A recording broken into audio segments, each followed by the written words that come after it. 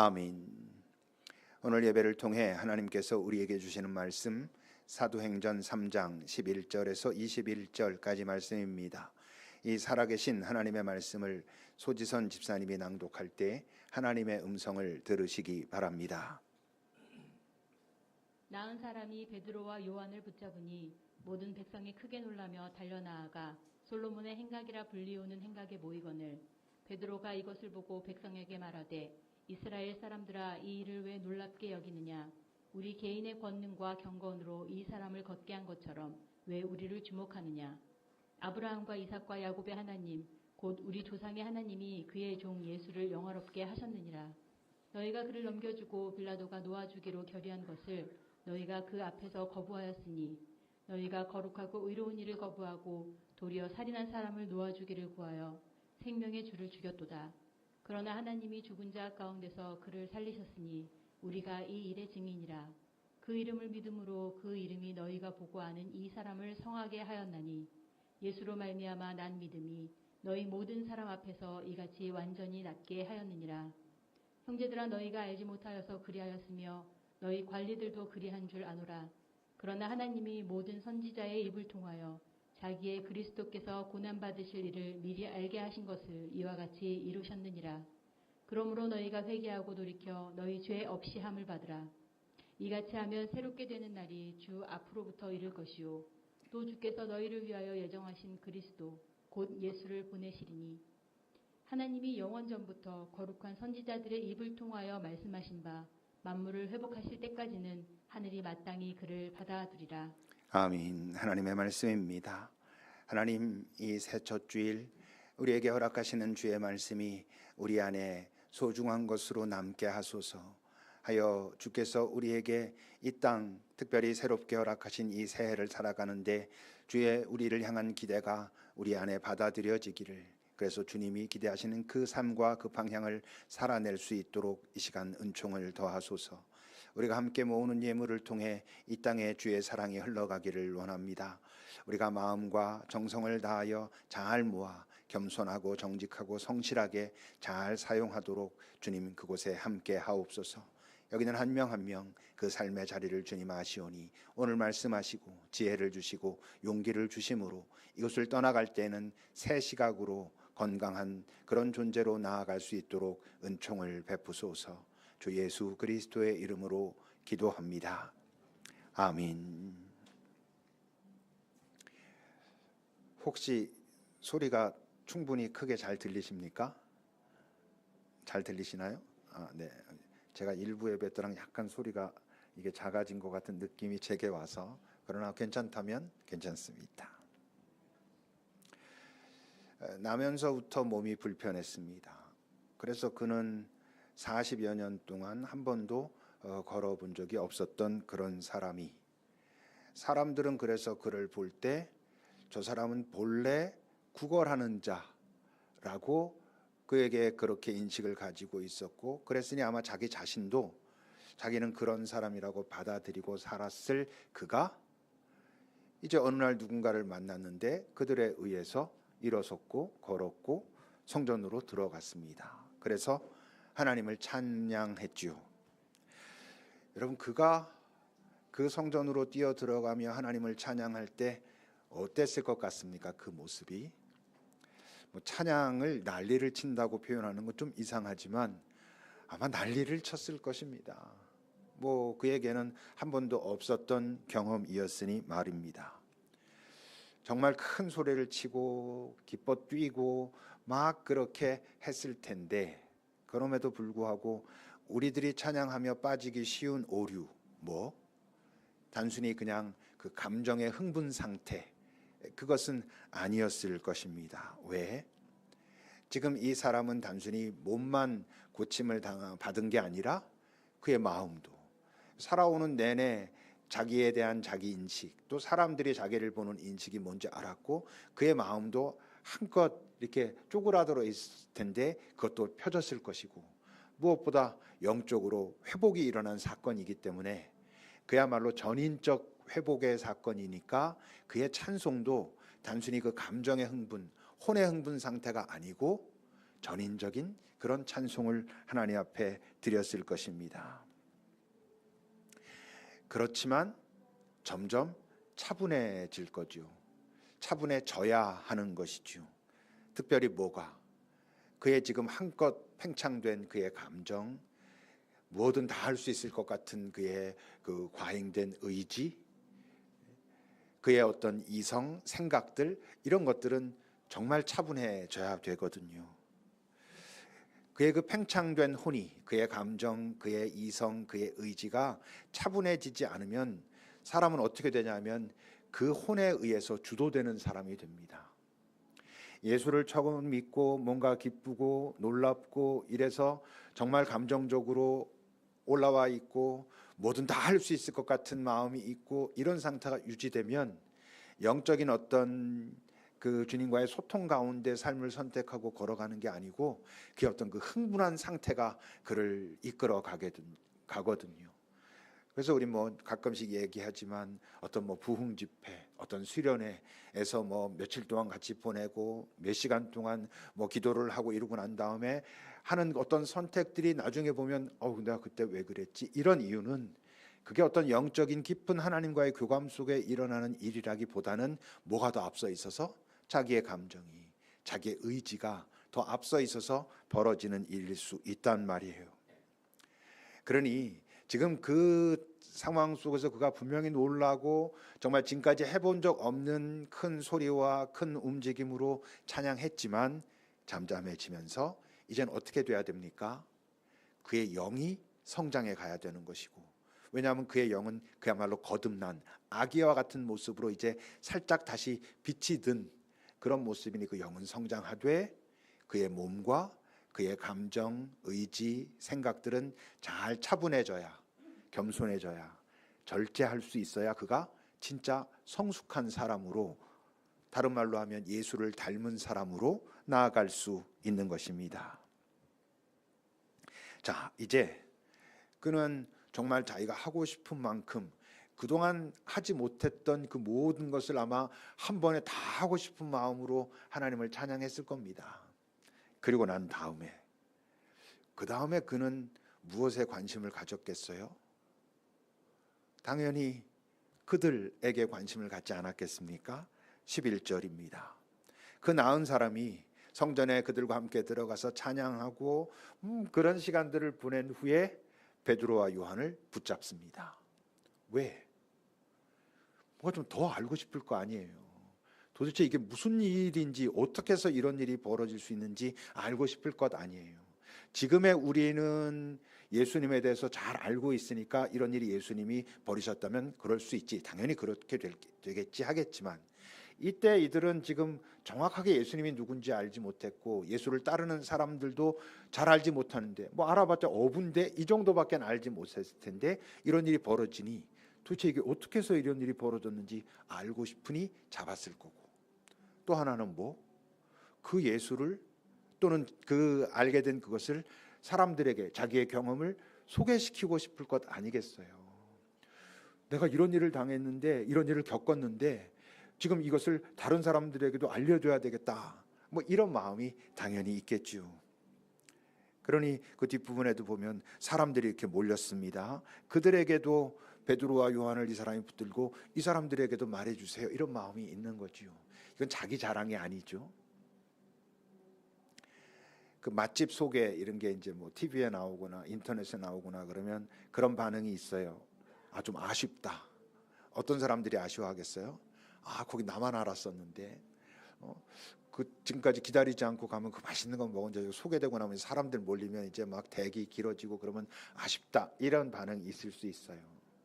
근데 여러분, 맛집은 그렇게 알려지는 게 아쉬워서 사람들한테 말하지 말아야지 이럴 수 있지만, 자기가 정말 오랫동안 고생했던 병이 있어. 사람들도 그것 때문에 고생하는 사람들도 있고 여기저기 병원에 다녀봐도 안 낫었어. 근데 어떤 병원에 어떤 의사를 소개받아가지고 갔더니 나았어. 여러분, 그걸 숨길 리가 없잖아요. 그건 사람들한테 알려주고 너희들도 여기 가봐, 이렇게 말하게 될 거 아니겠어요? 지금 이 사람은 이제 그러고 있는 거예요.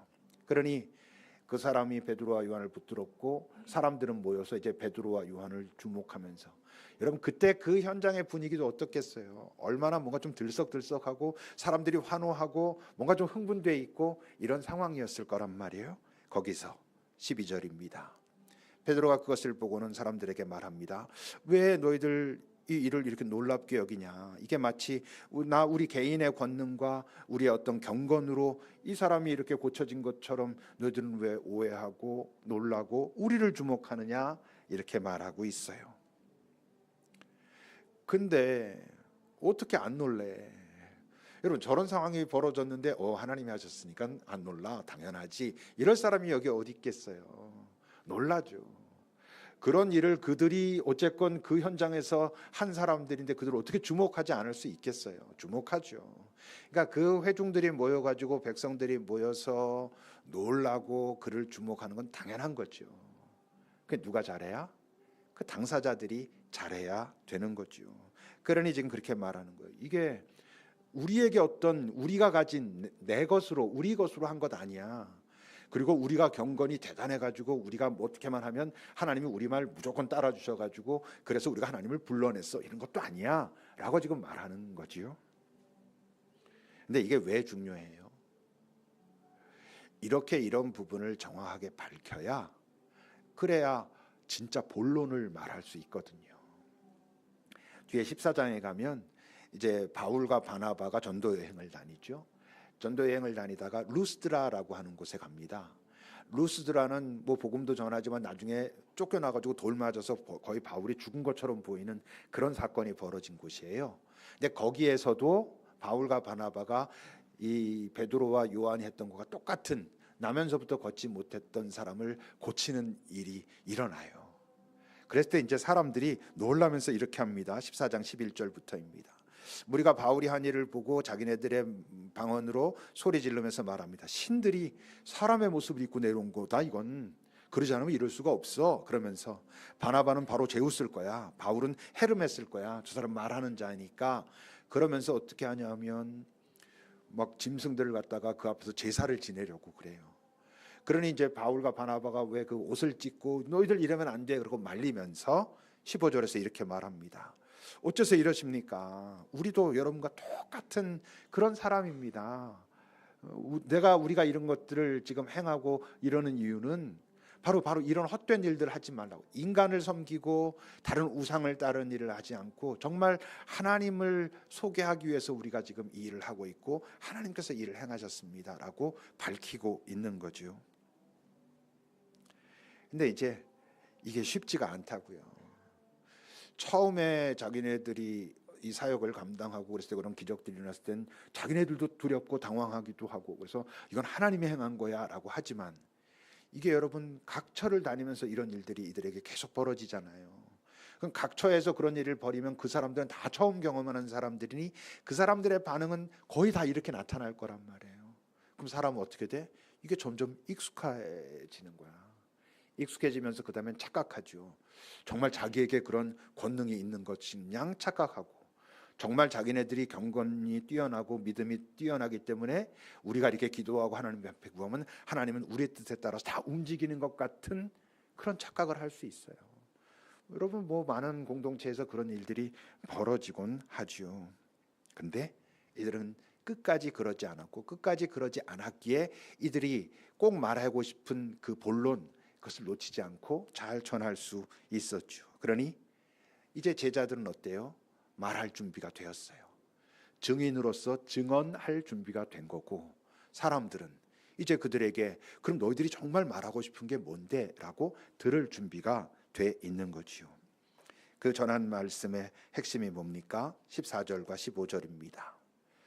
너희가 거룩하고 의로운 이 예수, 그를 거부했고 오히려 살인한 사람 바나바를 놓아달라고 해서 그렇게 해서 결국 그를 죽였지.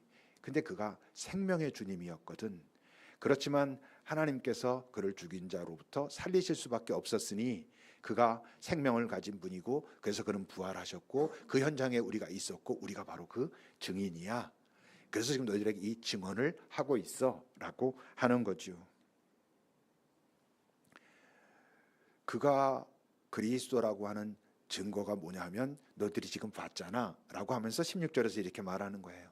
그 이름을 믿음으로, 그 이름이, 예수 그 이름이, 너희가 보고 아는 이 사람을, 지금까지 이들은 그를 어떻게 봤는데, 어떻게 알아왔는데, 이 사람은 본래 구걸하는 자, 이렇게밖에 살 수 없는 자라고 알아왔던 이 사람을 그 예수로 말미암아 난 믿음이 너희들이 지금 보는 것처럼 완전하게 낫게 했어. 이게 바로 증거야, 표적이야. 어떤 예수 그분이 하나님께서 보내신 생명의 주라고 하는 표적이야 라고 말하고 있는 거예요. 그렇지만 아직 이들에게 복음, 기쁜 소식, 복된 소식은 아직 아니에요. 그냥 그들이 한 증인으로서 자신들이 경험한 것을 증언한 것이지요.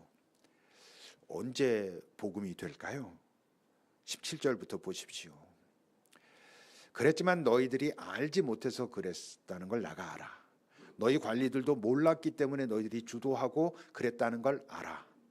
그렇지만 하나님은 이 모든 것이 일어날 걸 알고 계셨고, 하나님이 계획하고 하나님이 예수를 십자가에 죽도록 밀어 넣은 건 아니지만, 너희들이 그렇게 했지만 몰라서 그렇게 했다는 걸 난 알고, 하나님은 그러나 알고 계셨고, 그분은 너희들이 했던 그 모든 것을 역전시켜서 그를 부활시킴으로 그 안에 있는 생명을 우리에게 보이셨어 라고 말하면서 19절입니다. 그러므로 이젠 너희들이 몰라서 그런 건 오케이, 그럴 수 있지만 이제 너희들이 이것을 알았다면, 들었다면, 그리고 증거까지 확인했다면 회개하고 돌이켜야 돼. 죄사함을 받고, 그러면 너희들이 새롭게 될 것이고, 우리가 지금 말하고 있는, 그리고 우리가 경험했다고 하는 그 예수를 너희들도 만날 수 있어 라고 말해요. 이게 뭐 한 거예요? 제자들이 예수께로 가는 길을 열어준 거예요. 너희들도 갈 수 있어. 너희들이 그랬지만 그러나 몰라서 그랬고, 이젠 알았다면 이 길 위를 걸어가야 돼 라고 그 길을 여는 것이고, 이게 그들에겐 복음이 될 수 있는 것이죠. 어떻게 해야? 선택해야. 그러니 이제 공은 누구에게 넘어가는 거예요? 여기까지 왔으면 그 백성들에게로 넘어간 거예요. 이젠 그들이 선택해야 되는 것이고, 자신들이 한 선택에 책임을 져야 되는 것이죠. 다 그 증인이라고 하는 자들이 증언하고 증거까지 제시했음에도 불구하고 에이 그래도 난 싫어 라는 선택을 한다면 그 선택에 대한 책임을 질 거고, 자신들이 그를 죽였지만 이렇게 일이 진행되어 와서 너희들에게도 길이 열렸어 라는 것을 받아들이고 오케이 라고 하면 그 선택에 대한 결과를 경험할 것이고, 그렇게 되는 거지요. 그들 모두가 증인을 통해 증언을 들었고 증거까지 제시되는 것을 경험했으니 말입니다. 그러니 여러분, 예수 믿으면 천국 갑니다 라고 외친다고 그게 다 복음이 아닙니다. 예수 믿으면 천국 가고 안 믿으면 지옥 갑니다, 이걸 우리가 복음을 전파한다라고 말하지만 그거는 복음이 아니라 그냥 자신들의 주장일 뿐이죠. 어떻게 해야지 그게 복음이 될 수 있다고? 우선 그것을 말하는 그 메신저가 증인이어야 하는 것이죠. 하나님을, 예수님을 경험한, 다른 말로 하면 하나님, 예수님과 관계를 맺은, 소통이 가능한 그런 증인이어야 하고, 증언하되 바르게 증언해야 되잖아요. 위증이거나 모르는 것을 아는 것처럼 말하면 안 되는 거잖아요. 그러니까 바르게 증언할 줄 알아야 되고, 그뿐만 아니라 뭘 제시할 수 있어야?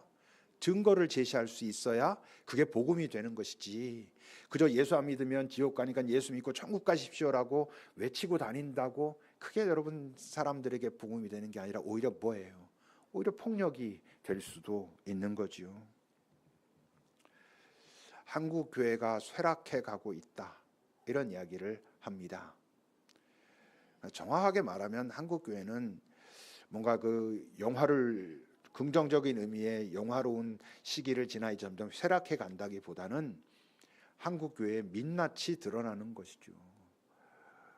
쌓였던 거품이 지금 걷히고 있는 거라고 말할 수 있어요.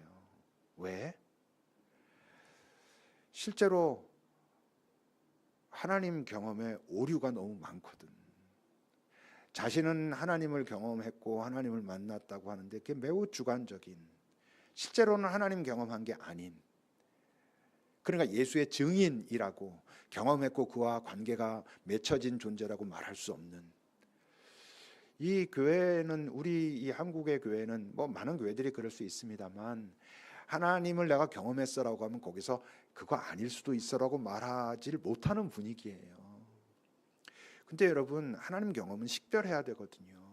그게 영적인 경험이기 때문에 과연 그것이 진짜 그 하나님께로부터 오는 바른 영적인 경험인지 아니면 사단의 유혹인지 나의 상처인지 나의 오해인지 그런 것들을 식별해야 하는데 우리 교회는 하나님을 경험했다고 말하면 그냥 오 그래 할렐루야 그러고 함부로 간증하고 이렇게 되니 실제로 정말 하나님의 증인이 생각보다 많지 않아요. 또 증언을 통해서 복음은 전파된다고 하는데 하나님에 대해서 우리가 얼마나 왜곡된 지식들을 갖고 있는지 몰라요. 정말 우리가 그 하나님을 알고 있는지 아니면 나의 이 세상에 살아온 나의 경험과 나의 기대와 또 그동안 알아왔던 이 세상의 여러 무속적인 어떤 것과 섞인 이상한 하나님을 진짜 하나님이라고 내가 착각하고 있는지를 알아야 그 하나님을 전하는데 그 하나님을 바르게 그 하나님을 전하지. 근데 내가 만들어 놓은 하나님을 전한다면 그건 바른 증언이 될 수 없지 않겠습니까? 그뿐만 아니라 그러니 그 삶에 내가 하나님과 동행하고 있다는 표적이 드러나지 않거나 아니면 이상한 것을 표적이라고 말하거나 이럴 수 있어요. 하나님 앞에 열심히 기도하고 새벽마다 나가서 기도했더니 우리 남편 사업이 결국 잘 돼가지고 이렇게 부자가 되었다를 우리가 간증으로 많이 하잖아요. 그게 정말 하나님께로부터 온 그런 하나님의 권능이 드러난 사건이라고 말할 수 있습니까?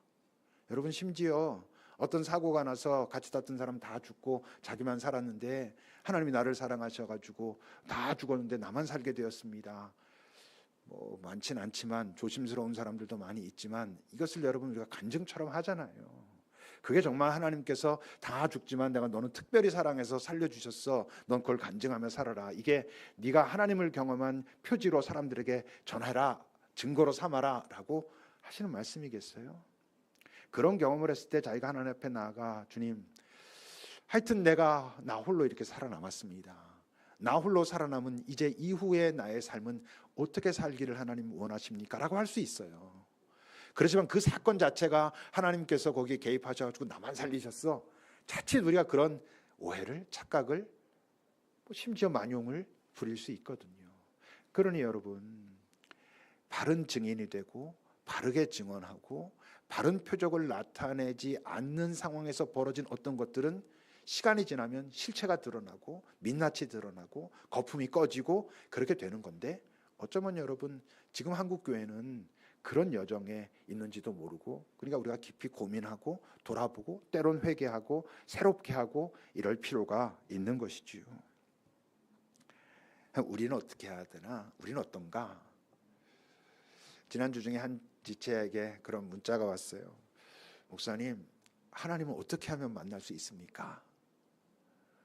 매우 원초적인 질문이죠. 근데 저는 느꼈어요. 이 친구가 참 답답하구나. 하나님을 정말 만나고 싶고 하나님으로부터 오는 어떤 마음으로 내가 좀 새롭게 잘 살아보고 싶은 마음이 있는데 그것이 되지 않아가지고 참 답답하고 아마 본인도 그렇게 질문하면서 이렇게 질문하는 게 참 어쩌면 웃길 수도 있겠다라는 생각도 했겠지. 근데 여러분 그 질문의 밑바닥에는 사실 어떤 생각이 있는 거예요. 본인이 자각하건 자각하지 못하건 우리가 지금 나누는 말씀에 근거하면 어떻게 하면 내가 이 땅에서 하나님 예수 그리스도의 증인으로 살 수 있을까요? 어떻게 하면 내가 그를 깊이 만나고 그와 깊은 관계를 맺으며 내가 살아가는 삶을 통해 사람들이 네가 정말 하나님 만난 게 맞구나 하는 그런 평화로 그런 나눔과 섬김으로 살 수 있을까요? 라고 하는 그런 고백이지요. 어떻게 해야 하나님을 만납니까? 진짜. 다시 말하면 어떻게 해야 진짜 증인 될 수 있습니까? 책을 통해서도 도움을 받을 수 있지요. 그 책을 통해서 하나님과 관계를 맺는 건 어렵겠지만 딱 그 책만을 통해서 기도를 통해서 우리가 하나님을 만날 수 있죠. 이런 예배를 통해서 하나님의 말씀을 읽고 또 이런 말씀을 나누면서 우리가 하나님과 접점을 가질 수 있어요. 이 공동체 안에서 서로와 관계를 맺고 서로를 사랑하고 서로 여러 나눔들을 하면서 하나님의 어떤 형상들을 발견해낼 수 있고 무엇보다 내 안에서 그 하나님을 경험할 수 있지요. 근데 여러분, 그런 우리가 지금 말했던 소중한 것들, 빠지면 안 되는 것들, 이것들을 통해서 정말 하나님이 나에게 확 실체가 되냐 하면 그것은 여러분 거의 불가능합니다. 필요하지만 정말 하나님의 실체를 경험하는 건 현장에서 경험하는 거예요. 다른 말로 하면 내 삶의 실제 자리에서 경험하는 거예요.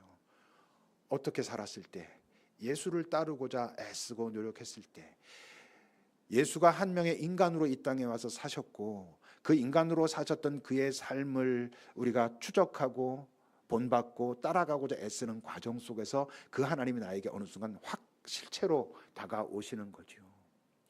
여러분, 그분은 이 땅에 어두움이기 때문에 어둠 가운데 오셨어요. 어둠 가운데 오셨지만 그 어둠 속에서 더 어두운, 그 어둠 때문에 더 힘들고 아프고 눌린 자들 속에 가서 그들과 함께 계셨고 그들 가운데 빛으로 나타나셨죠.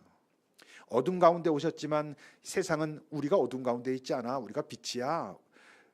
나름 이 세상에서 잘 산다고 하는 자들은, 힘을 가진 자들은 우리가 빛 가운데 있는데 이랬기에 예수님이 너희들이 아직도 빛 가운데 있다 하니, 너희들이 아직도 보고 있다고 하니 너희들은 보지 못하는 자들이고 여전히 어둠 가운데 있는 자들이다 하셨죠. 그런데 이 어둠 속에서 더 어두워 보이는 곳에 있는 자들에게 가셨고 그들은 예수를 통해서 빛을 발견한 것처럼 우리가 이 땅 살면서 정말 하나님을 만나고 싶다면, 예수를 경험하고 싶다면 이 땅에 여전히 어두움이 득세하고 있는 이 땅에 정말 힘들고 아픈 자들과 우리가 함께 할 때, 우리가 같이 살 수는 없어도 나의 어떤 부분들을 기꺼이 나눌 때 그곳에서 예수의 빛을 발견할 수 있게 되는 것이죠. 그러면서 우리가 이 세상에 보여야 될 표적은 뭐겠어요? 이 당시 예수님 당시에 이랬던 것처럼 우리도 사람들을 만나서 그에게 안수하고 기도하면 병이 팍팍 낫고 뭐 그러면 좋지요. 근데 여러분, 하나님은 매 시대마다 일하시는 방식이 다른데 지금 이 시대에는 그 우리가 말한 그 육신의 병은 어떤 방식으로 고쳐지기를 원하겠어요? 의사들이 고쳐야지. 여러분, 누가 병이 났을 때 저하고 우리 승현석하고 같이 가면 누가 그걸 어쨌건 잘 접근하고 잘 고치겠어요? 승현석 형제가 더 잘 고치겠지, 제가 더 잘 고치겠어요? 제가 그 고침을 갖는데 어떤 마음의 어떤 위로와 새롭게 하는 어떤 마음과 이것들로 옆에서 보조적으로 도울 수는 있겠지만 정말 구체적으로 병을 고치는 건 의사가 고쳐야지.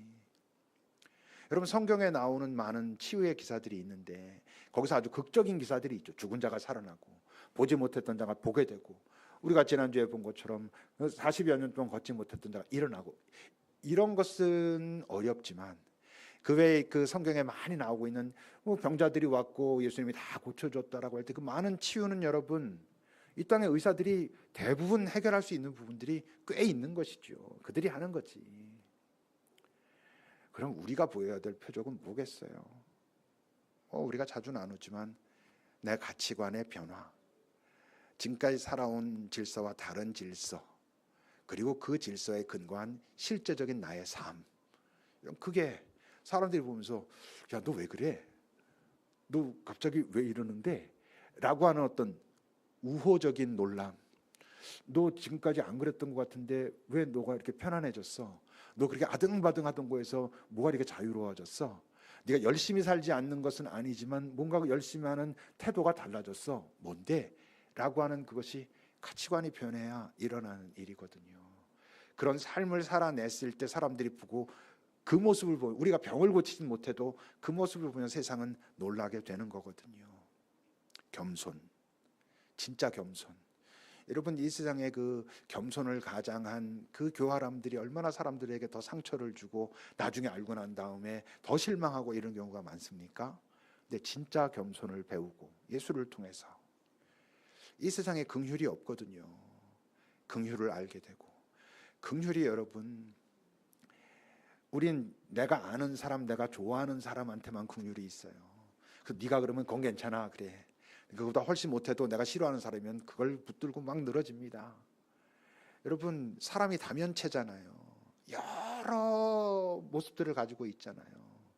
근데 여러분, 내가 좋아하는 사람한테는 나쁜 게 7, 8개 있어도 좋은 거 한두 개를 드러내가지고 괜찮은 사람이라고 말하고 싶어 하는 거예요. 내가 싫어하면 나에게 손해가 되는 사람이면 그에게 7, 8개 좋고 한두 개 뭔가 문제가 있을 때 그걸 걸고 일어나고 이런 사람이라고, 그가 잘하는 것처럼 했던 모든 것은 사실은 다 위선이라고, 위선자라고 해서 몰아붙이고 싶어 하는 거예요. 이 세상이 그래요. 우리 안에 긍휼이 없어요. 사람을 보면 그 안에 가장 아픈 것, 그의 가장 연약한 부분을 우리가 예수 마음으로 보는 마음이 없는데, 여러분 이 땅에 그런 사람들이 많아지면 어떻게 되겠어요? 네 앞에서 내가 숨 좀 쉬겠어. 내가 잘못한 거 맞지. 근데 이것 가지고 사람들이 나를 공격하는 게 내 인생 전체를 부정해. 근데 너를 보니 내가 조금은 내 삶이 잘못된 거 있지만 그래도 계속 살아도 되는구나 하는 마음을 가져. 이렇게 되는 것이죠. 그 긍휼을 우리가 배우고 나타나야 되는 거죠. 섬김과 단순히 내가 누구한테 뭐를 주는 섬김이 아니라 공존이 필요하다고 하는, 그야말로 함께 행복해야 내가 행복하다고 하는 그런 것들은 이 세상엔 없는데, 우리가 그 삶을 살아내기 시작하면 세상은 놀라고 나에게서 그 표적을 발견하게 되는 거죠. 무엇보다 우리가 보여야 될 표적은, 이 세상에 이런 세상이기 때문에 보여야 될 표적은 낙심하지 않는 거예요. 세상은 참 우리를 낙심하게 하잖아요. 전혀 예측하지 못했던 어떤 사건이 우리를 절망케 하잖아요. 근데 우리는 낙심하지 않아, 절망하지 않아. 슬퍼하고 힘들어하지 않는다는 게 아니에요. 힘들어, 슬퍼해. 하지만 낙심하지 않아, 주저앉지 않아. 왜? 소망 가진 자니까. 주저하지 않는 것을 넘어 저항해. 여러분, 예수 십자가를 우리가 항상 말하는데 예수 십자가가 그걸 말하는 거예요. 예수의 십자가는 하나님이 계획해서 일부러 예수를 십자가에 몰아붙인 게 아니에요. 예수는 하나님과 같은 마음으로 이 땅에 구원과 생명을 주기에 오셨지만 그것을 거절하는 자들이 예수를 막아서고자 했던 것이 십자가 사건이잖아요. 악이 일으킨 사건이에요. 근데 그 악이 일으킨 사건에서 예수는 당연히 낙심하고 절망하고 포기하지 않아요. 거기로부터 이제 하나님의 뜻을, 하나님의 사랑을 창조하죠. 만들죠. 십자가가 하나님이 만든 게 아니라 이 세상에 악이 만들었지만 그 악 위에 악으로 지지, 악에 지지 않고 선으로 그 악을 이기는 사건이 부활 사건인 거잖아요. 이 땅에서 우리가 악이 득세한 세상 속에 살고, 그래서 우리를 절망케 하는, 낙심하게 하는 할 만한 사건들을 만날 수밖에 없지만, 그러나 낙심하지 않는 것, 절망하지 않는 것, 다시 일어나서 그 가야 할 길을 감으로 그 절망 가운데서 하나님의 뜻을 새롭게 만들어내는 것, 그게 여러분 우리가 이 땅에서 보여야 할 하나님을 아는 자, 예수와 동행하는 자들의 표적인 거지요. 근데 이제 그런 삶을 살려면 없으면 안 되는 게 뭐라고? 하나님을 바르게 아는 거라고. 정말 하나님이 어떤 분인지 정확하게 알아야 돼요. 하나님을 정확하게 안다는 것은 하나님을 전부 안다는 뜻이 아니에요. 우린 그 광대하신 하나님을 결코 이 땅에 사는 유한한 인간으로 이 짧은 시간 살면서 그를 어떻게 전부 알겠어요. 그러나 정확하게는 알아야 돼요. 그래서 하나님에 대해서 나는 그분은 잘 모르겠어라고 말하는 게 하나도 부끄러울 필요가 없어요. 문제는 전부 알지 못하는 것도 괜찮고 모른다라고 고백하는 것도 괜찮지만 잘못 아는 거예요.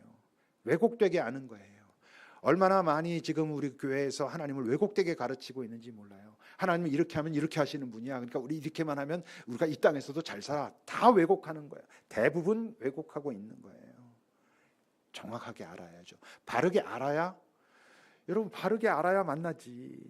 보이지 않는 그분을 내가 전혀 왜곡된 모습으로 알고 있는데 어디서 어떤 모습으로 그를 만날 수가 있겠어요. 바르게 알고, 바르게 알기 때문에 그 길을 가면서 그분을 찾기를 원하고 기다리고, 그리고 그분이 계시하실 때 내 안에 담아두고, 그런 것들이 쌓이고 쌓이고 쌓이면서 그가 구체화되고, 그런 존재가 이 땅을 살아갈 때 그 삶의 현장에서 표적이 드러나고, 그때 그는 증인으로 증언하면서 증거를 보이며 살아갈 수 있는 것이죠. 이 삶이 하나님을 제대로 알고 그 하나님을 조금씩 조금씩 맛보아 알고 관계가 깊어지고, 그렇기 때문에 내 삶에 나타나는 어떤 그 열매들이 실제로 하나님을 드러내는 표적이 되고, 이 삶이 여러분 옳은 거잖아요. 왜 옳아? 하나님이 기뻐하시니까. 하나님이 기뻐하시는 삶이 옳은 삶이죠. 그뿐만 아니라 이 삶이 좋은 삶이에요. 왜? 나에게는 이 세상은 경험할 수 없는 평안을 맛보게 하는 그런 삶이니까. 그러니 그런 삶이 어떻게 되겠어요? 이 땅에서 내가 만나는 모든 자들과 더불어 행복함을 향하여 나가는 삶이 되겠지. 그야말로 모든 내 주변에 있는 사람과 행복하게 되는 그런 삶. 2024년 여러분들의 삶이 바로 그런 삶이 되기를, 2024년 여러분들 하나님을 정확하게 알기를 바라고, 하나님께 그 마음을 구하고, 그분께서 나에게 바른 당신을 계시하실 때 내가 알아챌 수 있도록, 잘못된 것이 들어올 땐 우리가 서로 식별해가면서 그게 아니었구나라고 깨달을 수 있도록, 그래서 그 하나님과 관계가 깊어지고, 깊어진 하나님과 함께 내 삶에 드러난 열매를 통해 표적이 될 수 있기를, 그러므로 주변 모두와 행복한 그런 한 해를 우리 모두가 살아내기를. 네, 여러분, 그러려면 내 속사람과 잘 화해하셔야 돼요. 주변 사람과는 화해하는데 속사람이랑 화해하지 못하는 사람도 많아요. 내 겉사람과 속사람이 잘 더불어 행복해야 여러분 내 주변에도 행복할 수 있어요. 이 안에서 여러분 서로 같이 행복해야 될 거 아니겠어요? 밖에 가서는 행복하다는데 여기서는 서로 그런 어떤 나눔과 교제와 서로의 위로와 격려와 그리고 배려와 기다림과 이런 게 없으면 안 되니 우리 안에서도 그것을 하고 당연히 밖에 나가서도 하고, 이 해가 맞춰질 때 우리 주님께서 참 너 있던 곳은 다 평화로웠네, 다 평화의 색깔을 가지고 애쓰고 있었네, 이런 삶을 살아내자고요. 기도합시다. 우리 좀 그렇게 기도합시다. 주님, 제가 주님을 바르게 알게 하소서.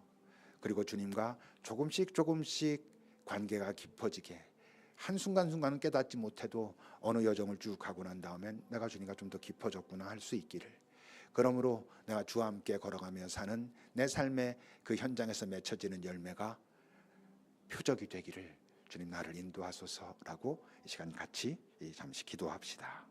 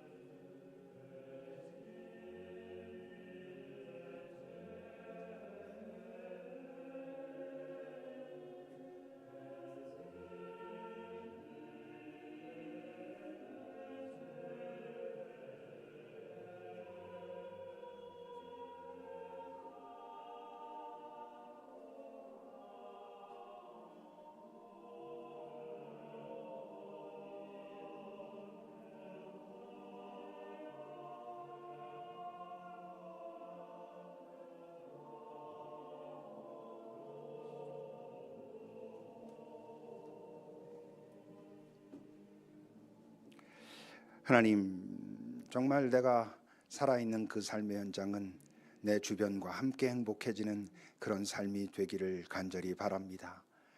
그러나 이해관계가 첨예한 이 세상을 살며 더불어 행복하다는 게 말처럼 쉽지 않다는 것을 우리가 알므로 주께 다시 구합니다. 우리가 무엇보다 먼저 주님과 같이 행복할 수 있기를, 주님을 깊이 만나고 주님의 마음을 담음으로 주와 소통하는 자의 기쁨이 있기를, 그러기 위하여 우리가 하나님을 바르게 정확하게 알 수 있기를, 모르는 것을 두려워하지 않고 모를 때도 하나님 앞에 모른다고 고백함으로 당신이 나에게 당신 스스로를 계시할 때까지 기다릴 줄 아는 그런 은총을 누릴 수 있기를, 그러므로 우리가 살아가는 그 삶의 현장에서 나타나는 열매들이 평화의 열매, 사랑의 열매가 되어 함께 행복한 그 삶을 우리 모두 이 한 해 시작하게 하옵소서. 예수님의 이름으로 기도합니다. 아멘. 찬송하시겠습니다.